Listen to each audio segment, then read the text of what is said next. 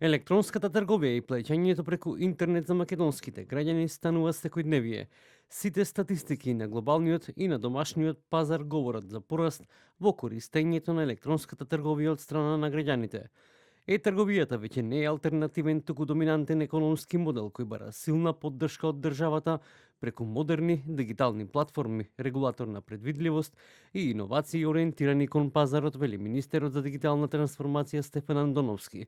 Според него, намалувањето на бирократијата и отварањето на податоци за бизнис се клучни за модерна држава.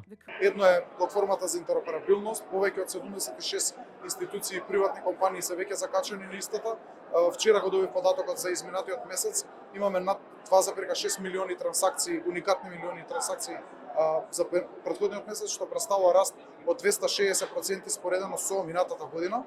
Председателката на Асоциацијата за трговија на Македонија, Нина Ангеловска Станков, вели дека се уште дигиталната зрелост на регионот е на ниско ниво, но дека мора да се поработи на забрзување на тие процеси. Ако зборуваме за колку имаме онлайн купувачи, како процент од интернет корисници, и покрај тоа што има двоцифрен раст во повеќе земји од Западен Балкан, како што се Босна и Херцеговина, Црна Гора, Македонија, забележуваат околу 20% поени раст во 2024 споредено со минатата година, сепак сите земји од Западен Балкан се далеку од европскиот просек.